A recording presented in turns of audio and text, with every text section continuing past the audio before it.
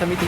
आज या ठिकाणी आम्ही जे निवेदन दिलं आहे त्यातून मुख्य भाग कसा होता की 2 दिवसापूर्वीच आपल्याला माहीत असेल की मुंबईचे अधिवक्ता आणि हिंदू विधिज्ञ परिषदेचे राष्ट्रीय सचिव संजीव पुनाळेकर आणि त्यांचे सहकारी आणि RTI ॲक्टिव्हिस्ट विक्रम भावे यांना जी अटक झाली या घटनेचा आम्ही निषेध करण्यासाठी आज या ठिकाणी जिल्हाधिकाऱ्यांना या ठिकाणी निवेदन दिलेलं आहे।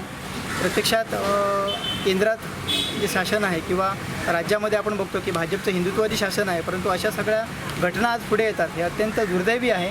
त्या माध्यमातून जर का संजीव पुनाळेकर आणि यांची जर थोडी पार्श्वभूमी बघितली तर संजीव पुनाळेकर हे एक निस्वार्थीपणे धर्मरक्षणासाठी कार्य करणारे अधिवक्ता आहेत। आपल्याला माहीत असेल गोव्यामध्ये जो मडगावमध्ये जो बॉम्ब ब्लास्ट झाला होता त्यामध्ये सनातनच्या 6 साधकांना अटक झाली होती, तर त्या 6 साधकांची विनामूल्य त्यांनी खटला चालवला आणि या 6 साधकांना निर्दोष मुक्तता झाली। त्याचप्रमाणे मुंबईमध्ये रझा अकादमीने या आझाद मैदानावर जी दंगल झाली होती या दंगलीमध्ये तिथले विविध पोलीस पत्रकार यांच्यावर देखील धर्मांधांनी आक्रमण केलं होतं। तर या सगळ्यांच्यासाठी तिथल्या राष्ट्रीय पत्रकार मंचाच्या वतीने त्यांनी याचिका चालवली आणि तिथे या ठिकाणी ती जी राष्ट्रीय संपत्तीची हानी झाली होती त्या संदर्भातही त्यांनी लढा दिला आणि आज कोर्टाने आदेशही दिले आहेत की ही जी वसुली आहे तर ती संबंधित संघटनांकडून करण्यात यावी। त्याचबरोबर महाराष्ट्रामध्ये काही ज्या रुग्णालयं आहेत त्या रुग्णालयांमध्ये गरिबांना 10% सवलत त्या ठिकाणी दिलेली आहे, परंतु प्रत्यक्षात तसं होत नव्हतं। यासाठी अधिवक्त्यांनी संजीव पुनाळेकर यांनी याचिका घातली आणि त्या देखील कोर्टाने जो आदेश दिला की त्या ठिकाणी गरिबांना जे रुग्णालयांमध्ये जी 10% आणि सवलत दिली होती तर ती सवलतीची कारवाई त्या ठिकाणी सुरुवात झालेली आहे। अनेक जण त्या सोयीचा लाभसुद्धा घेत आहेत। त्याचप्रमाणे जो हिंदू आतंकवादाचा मालेगावमध्ये जो ब्लास्ट झाला होता त्या संदर्भात जो हिंदू आतंकवादाचा जो सगळीकडे बोबावा सुरू होता या संदर्भातही त्यांनी जो काय प्रत्यक्षात जी घटना होती तर ती जगासमोर आणली आणि कशा पद्धतीने हे षडयंत्र आहे हे समाजासमोर आले असे हे अधिवक्ता। त्याचबरोबर विक्रम भावे यांनी मालेगाव ब्लास्ट प्रकरणी सत्य काय आहे हे जगासमोर यावं यासाठी मालेगाव हिंदू प्रकरणातील जे खूप छोपं जे षडयंत्र आहे त्या संदर्भातला एक ग्रंथ लिहून समाजामध्ये मोठ्या प्रमाणात जागृती केली। त्याचबरोबर विविध सामाजिक संस्थांमध्ये जे काही भ्रष्टाचार सुरू आहे ते RTIच्या अंतर्गत त्याची माहिती एकत्र करून त्यांनी समाजामध्ये हे भ्रष्टाचार उघडकीस आणले। गंभीर स्वरूपाचे आहे निवेदन दिलेलं आहे की या संदर्भात त्यांचे जे सरकारने अशा प्रकारच्या अधिवक्त्यांना जर काही फसवण्यात आलं तुम्हाला सांगतो की मला काय वाटतं की त्यांची अटक का झाली?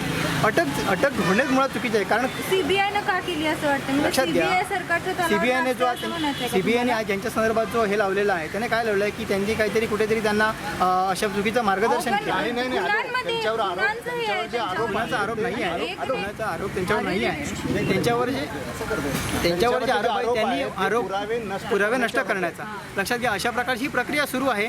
कोर्टाने देखील त्यांना 8 दिवसाचा हे दिले त्यामुळे चौकशी होईल। परंतु तुम्हाला सांगतोय की आज या ठिकाणी आतंकवादी याकूब मेननसाठी त्यांना नाही मुद्द्यावर सांगतो ना त्यांचा आतंकवाद्यांना या ठिकाणी वाचवण्यासाठी त्यांची मात्र सारी चौकशी होत नाही। जे अधिवक्ता रात्री 2 वाजता त्यांच्या कोर्ट उघडण्यासाठी याचिका घालतात त्यासाठी एक कारवाई होते, मात्र त्यांची सारी चौकशी सुरू होत नाही। मात्र हिंदूंसाठी कोणतरी आज दोन्ही प्रकरणातले आरोपी आहेत पण त्यांना जामीन मिळालेला आहे। हां ही प्रक्रिया आम्ही सरकार यंत्रणांना कुठेही हे केलं नाही। यंत्रणांनी जी काही चौकशी होईल आता ह्या प्रकरणाला एवढे दिवस सगळे सुरू आहे चौकशी सुरू आम्ही कधी कोणाला त्यांना चौकशीसाठी ते निश्चितच ना सरकारने या संदर्भात जी काही हे आहे ती अटक जी आहे तर ती अटक त्या मागे घ्यावी असं वाटतं नाही। तो आता कसं की सरकारची जी यंत्रणा आहे आता CBI तो जो काय हे आहे CBIचे एकूण जी आहे तर त्याच्याविषयीच आम्हाला संशय आहे।